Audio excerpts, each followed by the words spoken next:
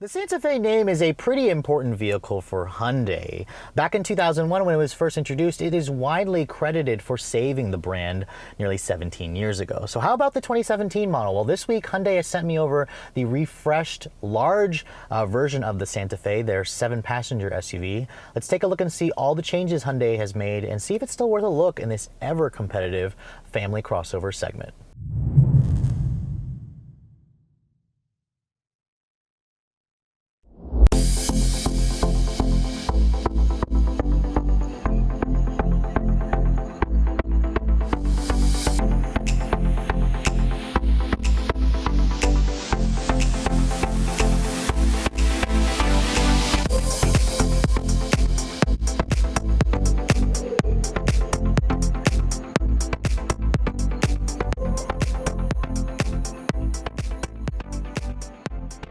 Now, when the third generation Santa Fe made its debut back in 2013, it was a big change for the Santa Fe name in general. Hyundai decided to split the vehicle up into two different sizes. There's the smaller Santa Fe Sport, which I showed you guys a full review on, and the larger Santa Fe, which is technically like a long wheelbase version. It has 7 seats as opposed to 5.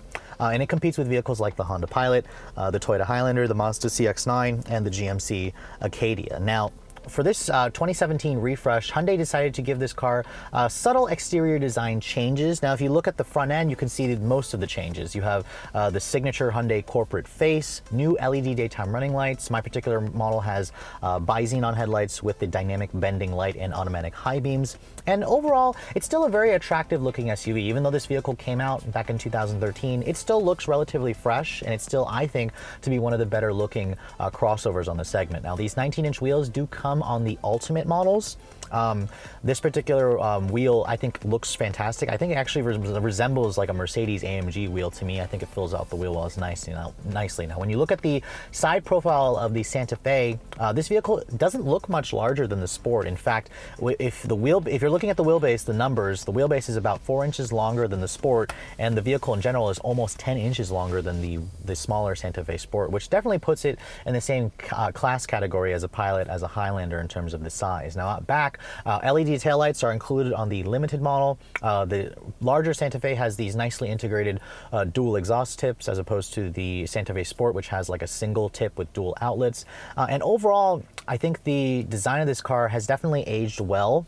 It'll be interesting to see Hyundai, make changes to this car in the coming years when they fully redesign it. But I think the V6 power that comes standard with it is nice. The fact that Hyundai offers 7 or 6 passenger seating like my tester certainly makes it an option for those of you who have a family who need a crossover in mind. But enough about the exterior. Let's take a look at the inside and see all the changes Hyundai made this year.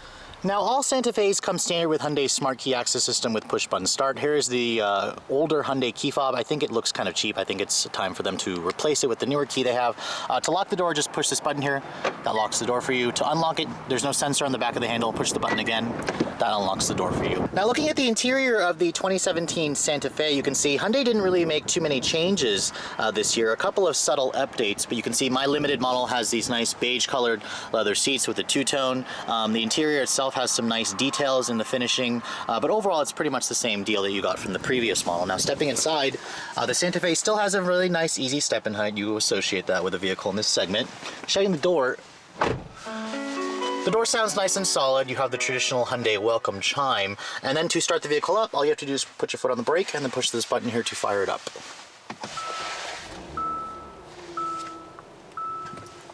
And what you're hearing is the one engine choice. It's a 3.3 liter direct injection V6.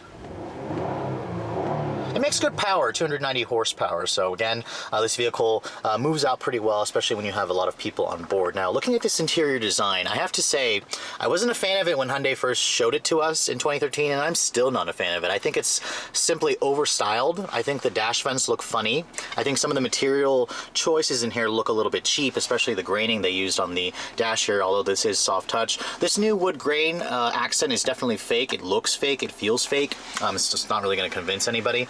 And I just think that Hyundai has a much more mature, less crazy looking design on some of their newer products, and I am looking forward to seeing what they do for the next generation Santa Fe. Now, looking at the door panels here, it is soft touch on the upper portion, more of that cheap feeling soft touch plastic here on this portion here, and then it's soft touch right here, leather stitch where your elbows are going to rest. Now, the windows are one touch for only the front. I'm kind of surprised Hyundai didn't do it for the rear as well. And the steering wheel, I'm not particularly a fan of the steering wheel. It's an electric power steering assist. It doesn't offer much feedback. I also think the design just isn't really appealing to me. Again, Hyundai has a better looking steering wheel on some of their newer products. Ditto for the gauges. This recessed deep gauge cluster here is definitely an older design Hyundai, or an older Hyundai design language. There's a tongue twister. And I think that the newer systems they have just are cleaner. It's a little bit easier to read. I'm kind of nitpicking here, but again, when you see some of the newer products Hyundai has come out with, this feels a little bit old to me. Now, looking at the center stack here, you can see this is the upgraded 8-inch head unit. This is the Hyundai BlueLink telematics system. It has been updated with Android Auto and Apple CarPlay. Very nice feature. It's standard on every trim level of the Santa Fe. So again, it is one-upping some of its competitors. It works very well. The touch response itself is good. The navigation map graphics aren't going to wow anybody, but they're crisp, they're clean enough. The interface is pretty easy to do. Going to the radio settings here, you have all your usual sources. You can see the touch response is nice and quick. I really like the overall layout in here. You can kind of get in, you know how to use it. I also like the fact that Hyundai gives you lots of buttons and knobs still. You have a volume knob, a tuning knob, your temperature, fan speed control there, and then your a little button here for the automatic dual zone temperature. Now, when you put the vehicle into reverse, you do have a backup camera, and you have a 360 camera system with rear parking sensors. Now, that is new this year. You get it on the Ultimate Package models. They work well. You can see here it's been snowing the past couple of days here, and the cameras are dirty, but it really helps when you're trying to park this vehicle in a tight spot. Coming down here, you can see the storage options here are a little bit limited, especially when you look at some of the competitors of this car that have like a huge recessed bin. There is just a nice little area here where you can put your phone. This is where you connect it for the Apple CarPlay or Android Auto. There's no wireless charging pad here like on some competitors, but Hyundai does give you heated and cooled seats as part of the Ultimate Package, electronic parking brake with an auto hold. This is to activate your cameras, and then that turns off your rear parking sensors. The center armrest here does not slide forward. It doesn't really need to. It's a nice angle for me. It's padded. There's some more storage underneath there, which is a good amount. But again, some competitors give you more. The glove compartment is a relatively decent size. The owner's manual is huge, so it's kind of taking up all the space in there. It's not lined with felt, but it is damped. Now, looking above you, you can see this is one of the largest panoramic sunroofs in the industry. I love the pano sunroof option on this car. It comes with the Ultimate Package. Really brightens up the cabin. Unfortunately, I did notice it rattled at times when I was driving this car. So again, some of you may or may not notice that. The seats are also nice and comfortable. They're supportive. I drove this vehicle about 700 miles in a week, and I found the seats to be really good. It's a really great road trip car. Now, overall, I think the interior, I'm looking forward to seeing the changes Hyundai will make for the next generation.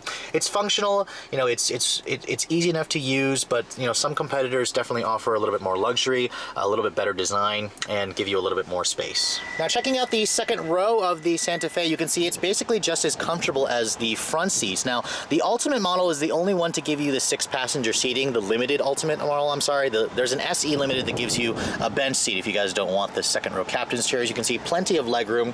You have heated seats back here, and you have a rear window sunshade if you guys want to block out the paparazzi or the sun. Now, stepping back here, you can see it actually feels a little bit lower when you get back here. It doesn't feel quite as high as the step in as the front, but you can see plenty of legroom, plenty of foot space. There's a nice two-person cup holder here. There's some rear seat vents. The materials are still soft touch on this upper portion here, and it's leather stitched down here. The two-level heated seats are definitely very nice to have. The second row bucket seats have their own separate armrest. There's a little pass-through here, so you can get access to the third row if you want. And then the rear seat passengers do have some map pockets here as well. Now, accessing the third row of the Santa Fe requires you to pull this little lever right here. That will fold it forward and then allow the seat to kind of slide forward as well. It's not as easy as the Pilot, and I'm noticing that the space here to get back is not quite as good. So the third row is definitely compromised in this vehicle, but getting back here, oh my goodness, it is very, very tight for adults. Oh, sorry about that. You can see here, putting the seat back, which it doesn't come back to its full position when I had it. And you can see the seats do slide forward and back, so that can give you a little bit more leg room. But I think Hyundai needs to work with, you know, giving you a little bit more space so you can get through this little crawl portion here when you slide the seat forward. Now, the rear seat controls are actually all the way here in the third row, which is interesting. Usually manufacturers put it in the second row, so it's interesting that Hyundai put it in the third. The materials back here are all hard touch plastic, but they do give you a USB power outlet on this side, which is nice. You have more vents over here as well. And it only seats 2 back here because this vehicle is not quite as wide. It doesn't seat 3 across, which is why the limited Ultimate models are limited to only 6 passenger seating as opposed to 7. Now, a hands-free power tailgate is included on my particular tester, so basically you just have to stand back here with the key. It'll open up the fob or the gate for you if you stand here for at least 3 seconds. Now, opening up the tailgate reveals the cargo area. Now, it's pretty small with all the seats up. You're only looking at like 13.5 cubic feet.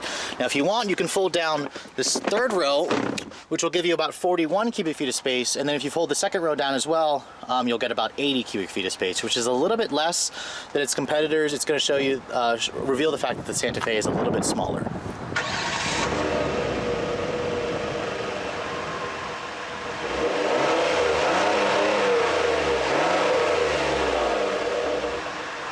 Now, under the hood of this Santa Fe, Hyundai didn't make any changes this year. You still have the same one-choice 3.3-liter gasoline direct injection V6, double overhead cam, variable valve timing. Now, in this application, it makes 290 horsepower, which is a good amount of power, and 252 pound-feet of torque, which is like 10 to 15 less than some competitors with bigger engines or turbo engines. Now, this vehicle is rated to tow about 5,000 pounds.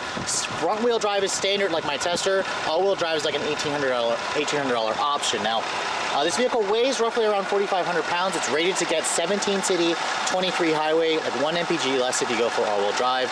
It's paired with a 6-speed automatic, the only transmission choice. Let's get out on the road and see how it all works.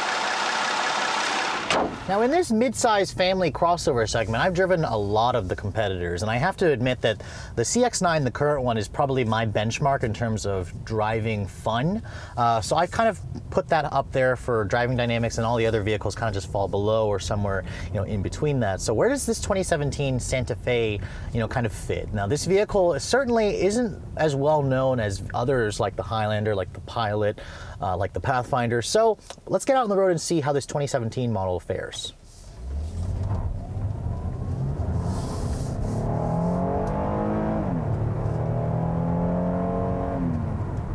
Now, surprisingly, Hyundai sent me over a front-wheel drive Santa Fe, which is probably not how most of you buy these. I imagine most of you get this with the $1,800 all-wheel drive option, which is highly recommended, especially if you live in snow areas like where I am, where there's like, we just had like 6 to 8 inches of snow a couple days ago. But anyways, how does this car drive? Well, surprisingly nice, actually. You know, the Santa Fe feels a lot smaller than a lot of its competitors, which is not what I expected. I mean, I had to literally double check the specs to make sure this actually was as big as a Pilot, because it doesn't feel like that. It feels like it competes more like with a Ford Edge or something smaller.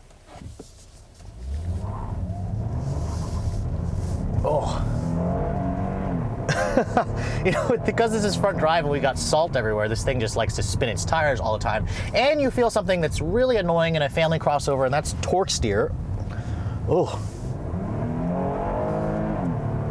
But I have to admit that the engine makes a decent noise when pushed, although it is pretty light on torque. It is a smaller V6 than a lot of the 3.5 liters like some competitors, so you do get like 10 to 15 less pound-feet of torque, even though the horsepower is right up there with all the other competitors. The 6-speed auto is generally smooth. It shifts well. It goes about its business without much fuss. There is no paddle shifters, but Hyundai does give you a drive mode selector here on the dash where you can go between eco, normal, and sport.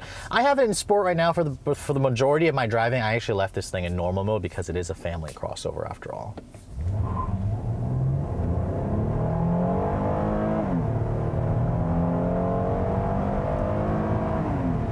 Now, when this vehicle does find some traction with the front-wheel drive, you will expect a 0 to 60 time of around 7.5 seconds, which is actually like a second slower than a lot of its competitors, although this does keep pace with the current Mazda CX-9 with its turbocharged 4-cylinder engine. Now, driving this vehicle at a more relaxed pace, I put the drive mode into normal, and just going down the road, the Santa Fe actually rides pretty well. I mean, it's got 19-inch wheels, which are like an inch smaller than some competitors, but it soaks up the bumps nicely. Hyundai retuned the suspension this year. The They added a little bit more sound deadening.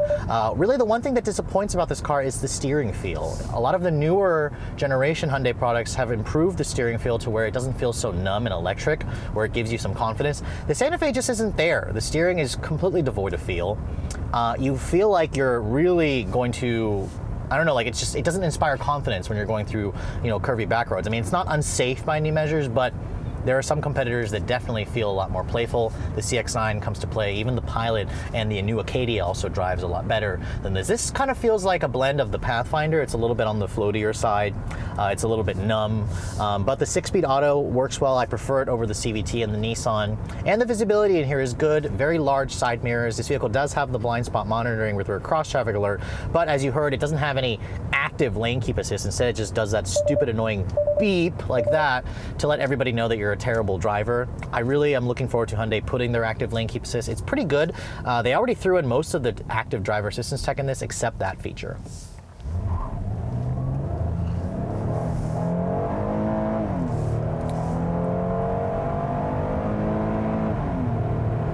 Now getting up to highway speeds here, you can see it's relatively quiet in here. You do hear a little bit of wind noise coming in, but I don't really hear any road noise, which is good. The engine makes pleasant noises. You do have to push it relatively hard to get it going.